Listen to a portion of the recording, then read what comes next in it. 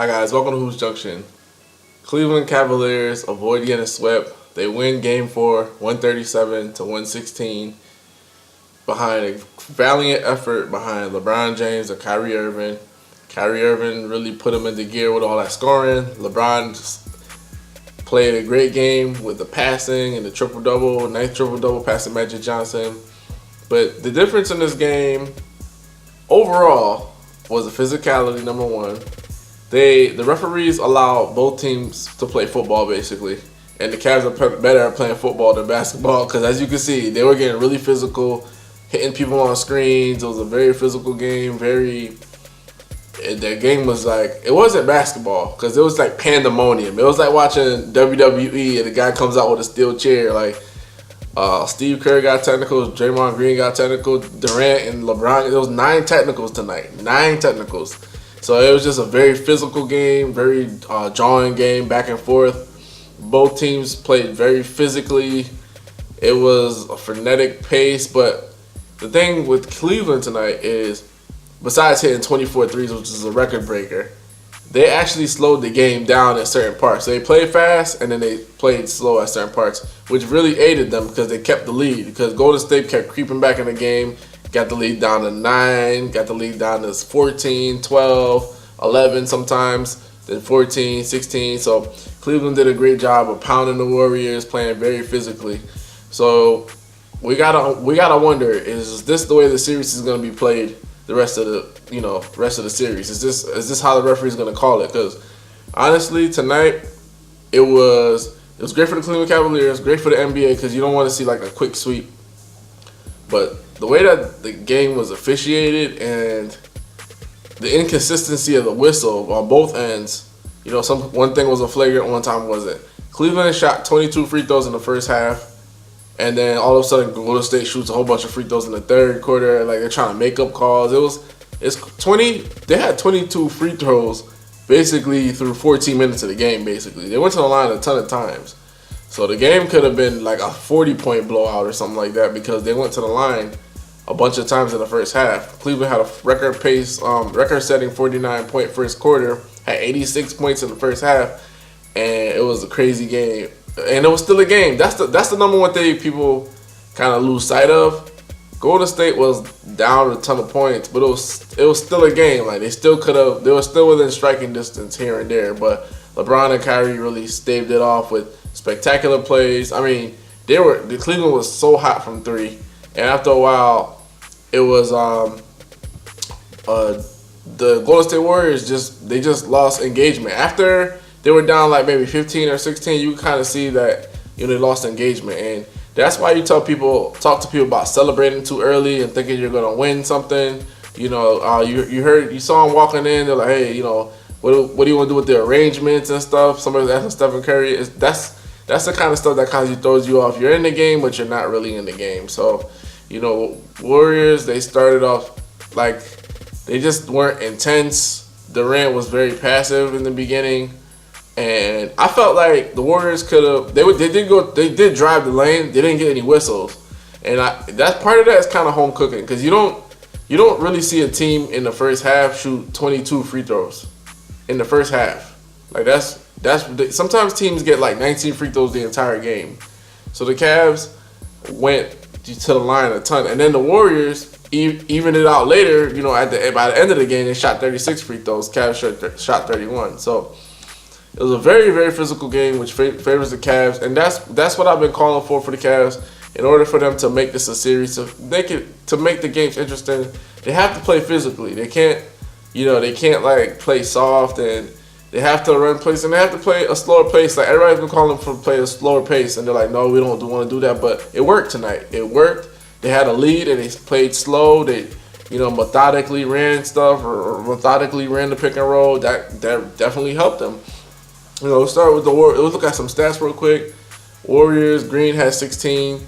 But Green out of all the players, in my opinion, he had like the worst game to me. And I know Curry had 14, Thompson had 13, but Green, he had the worst game due to the simple fact that he let open the floodgates for the Cavs to really like control the game with his temper, getting it technical in the first half, and then every time they call a foul on him, arguing with the referees, he's dancing to the music. He's like bopping it. Like, dude, this is NBA Finals. Like, you gotta be locked in. The picture that comes to my mind is when Kobe Bryant was in the NBA Finals and Chris Rock was talking to him, like right behind him and next to him. Kobe was staring at the court. He was laser focused. And Draymond Green, you could get him out of character and you could make him make mistakes, which are like emotional blows. That's an emotional blow to the Warriors when one of your team leaders can't maintain their poise. The first 3 games, Draymond Green maintained poise excellently. And then all of a sudden, it's like game 4, the closeout game, you have no poise. The poise drops. Warriors, everybody else is out of sync due to the simple fact that you're not playing well, but you're emotionally and mentally you're not there. You're focusing on the referees. You're arguing. Like he has to cut it out and stop arguing. Like Charles Barkley has a point there, man. You got to stop arguing. Like you are 48 minutes from winning the title, and you're too busy arguing rather than focusing on how you could cut the deficit. And that's on him, and that's also on Steve Kerr, because Steve Kerr has to like sometimes sit Green for a minute, like let him cool off, and then bring him back in when he's ready. Like you can't let the game get out of hand. Like Warriors were honestly, besides being down 20 a bunch of times, they always kind of cut it down to 14. And even tonight, they scored 116 points. The Cavs scored 137 points. Like this was Cavs came out with a haymaker and they kept their foot on the gas. KD had 35 points. He was 9 for 22.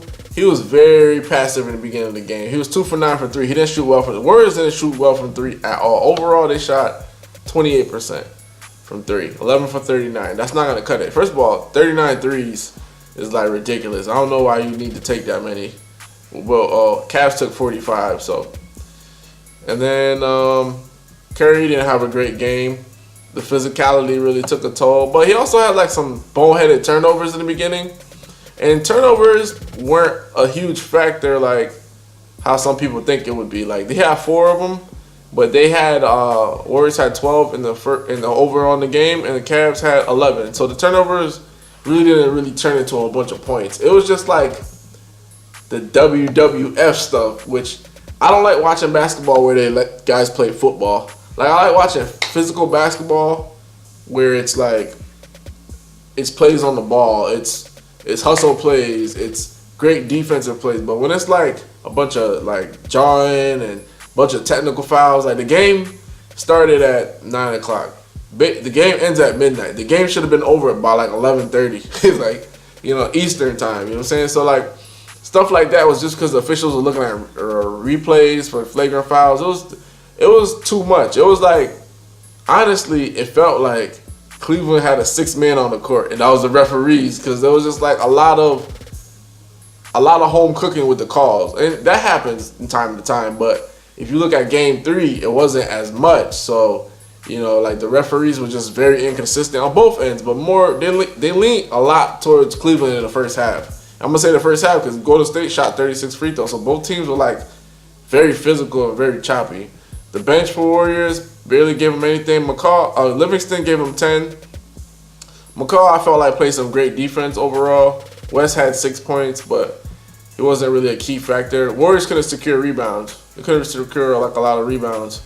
They barely got out rebounded down the stretch of the game. Like sometimes the numbers don't really tell you the 100% truth of what's going on, but in the beginning of the game, Tristan Thompson, he went to work. He got a bunch of rebounds. Overall, Warriors didn't shoot great at the end of the game. 4.8%, 28% from 3. But here's the thing. Warriors shot 50% in the first half, and they were down 18. So, I mean, nobody shoots really 50% in the half and they're down 18. So, overall, I want to say I don't know if is this good defense or if it's bad offense. I don't know. I want you to call it, but I don't want to say you don't want to take anything away from the Cavs. They played a great offensive game. great defensive game. But at the end of the day, the Warriors throughout the game shot 50%. So, stats could be kind of misleading there. Throwing to the Cavs, Kevin Love played great. 23 points, 6 for 8 from 3. LeBron James, 31 points, 10 rebounds, 11 assists. Mr. Triple-Double. He went 3 from 8 from 3, which was solid for him. Kyrie Irving, man of the hour, 40 points. 7 rebounds, 4 assists. 40 points. Last game, I believe he had 38. So this really took a Herculean effort from the Cavs. They hit 24 threes, which is amazing. J.R. Smith, where are you at, bro? J.R. Smith, 15 points, 5 for 9 from 3. So J.R. Smith is he's just gonna be shooting. He don't care. He's gonna shoot till the wheels fall off. All of his shots basically came from 3-point shots, which is crazy. All your points come from 3-pointers. It's crazy. The bench played a little better. LeBron got a lot of help from the sportcast, and you could tell this was a pride game. Cavaliers shot 52% from the field, 53% from 3-point line, 53% from 3-point line, 53% from the free 3-point line. You heard me? They hit 24 3. It was a ridiculous number. Crazy. Part of that was great offense, and part of that was just missed rotations. And after a while, like Warriors kind of like the way they demoralized teams, they got demoralized. But that's neither here nor there. Cavs had 41 rebounds. They had 27 assists. I wrote this in an article. They have to get between 25 to 30 assists to beat the Warriors. You can't have 17 assists or 14 assists. You can't have that kind of play style or whatever. You cannot have that at all. Not at all. Can't not move the ball against the Warriors. They moved the ball, and it wasn't just like LeBron or Kyrie. Everybody was getting in on that. Tristan Thompson had 5 assists. He had to play great because Chloe was there. He didn't want to get swept, and then Chloe, the Currys and the Kardashians or whatever. But it's still lingering because they're down 3-1, and everybody's like, well, we've seen this before. They were down 3-1 and they stormed back or whatever the case is. But these are 2 different teams now and 2 different efforts. Overall, the takeaway from this game, this was a prideful game. Cavs were like, we're not gonna get swept on the home floor, and they're too good. Like that's the thing about the finals. Like when you get to the finals, shouldn't be any sweeps unless there's like an injury. Especially when you're looking at the Cavs and you're looking at the Warriors. Like a lot of people, for some reason, felt bad for Cleveland. They're like, oh, like nobody's playing really well. LeBron needs help, but LeBron does have help. He has Kyrie Irving, who's a champion and an all-star. He has Kevin Love, champion and an all-star. Then you got J.R. Smith. He's been the 6th man of the year. You got Iman Shumpert, a great defensive player. LeBron has pieces on his team. There was no reason why they shouldn't have won a game. When they lost game 3, that was like a blow. But there's no reason to really think that they were really gonna get swept. I said this last video. You got to respect your opponent. Warriors came out flat. They probably thought that the Cavaliers were gonna just give up, but the Cavaliers fought. You gotta give them a lot of credit. But this was a pride game, man. You're too good to play like crap the first 3 games. You know what I'm saying? Even the 3rd game, they played a great game. Like LeBron and Kyrie played similar games from game 3 to game 4. So it's just like they just needed everybody else to get in their mentality. Like, don't defer to anybody. Attack the basket. Richard Jefferson, he had a good game too. He attacked the basket. He had 8 points. You know what I'm saying? Like he had 3 rebounds. So stuff like that. Iman Shumpert, 5 points. And these are little bitty points, but they make a difference in the overall score. And they were able to sit LeBron for a little while, even though Warriors went I think they went on like almost a 8-0 run or 6-0 run, something like that. So you got to give LeBron and Kyrie a blow, like. And down the stretch in the 3rd quarter or like the 4th quarter, at the 8-minute mark, you kind of got the sense like Warriors were gonna get back in the game, but they brought LeBron back in, Kyrie back in, and they kind of staved off the run that Golden State may have made. So this is a pride game, man. You can't honestly, the same way that people feel like okay, the Golden State Warriors are a super team and they have 4 All-Stars or 4 Hall of Fame, whatever. The Cleveland Cavaliers will have eventually 3 Hall of Famers and they have 3 All-Stars. There's no reason for them to get swept at all. Like that's like just doesn't make sense. People's like, oh well, Warriors are a super team. Well, Cavs are a super team as well. They went 12-1 before the finals. 12-1. 12-1. They bust everybody's butt in the East. It's not like, you know, there's some chumps. So it was great to see them play with pride. It was great to see them play with intensity. It was not great to see what the refs were like, letting them play football like flag. This wasn't even flag football. I mean, this was full contact, no helmet. Like guys was getting hit. Guys were getting texts. Coaches getting texts. Dante Jones, I don't know what you were doing. Sit on the bench and be quiet. You barely play. You don't need to be jawing back Kevin Durant. Let's just say Kevin Durant had 50 tonight. That would have been Dante Jones' fault. But Kevin Durant was very, very passive. And that's kind of the thing about the Warriors. It's like Durant has a quiet 35. Hear me? Quiet 35. Thing about the Warriors is this. They go how Curry goes. Like Durant, let's just say Warriors win the championship. You know, you don't want to say anything yet, you know, even though it's kind of like almost a foregone conclusion. They go how Curry goes. When Curry has that energy, when he has that bounce, then the rest of the team has that bounce. They have that energy, you know, they're revving to go, whatever the case may be. But, you know, like, when he's not playing to his max, you know, say he had 14 points tonight, 10 assists. 14 points was bad. 4 from 13 was awful. But it's like when he doesn't have that bounce, that pep in his step, the rest of the team kind of like mimics his behavior. And that wasn't good for them because Durant doesn't have that emotional gear or that pep to keep the team, you know, engaged. And what's crazy is throughout the game, he made all the right plays. It's just he shot poorly and their defense wasn't on point. And he's like their defensive anchor for the most part. When, you know, when Draymond Green's not in foul trouble, you know, they're both kind of magnetic on defense. Draymond Green was too busy arguing with the referees, and Kevin Durant was just way too busy. Like, he's like a la-la land. They were blowing rotations. They blew a lot of rotations, which got Kyrie open for 3. Korver got open for 3. LeBron was hitting some threes, whatever. You know, like, they just blew a ton of rotations tonight, which didn't make any sense.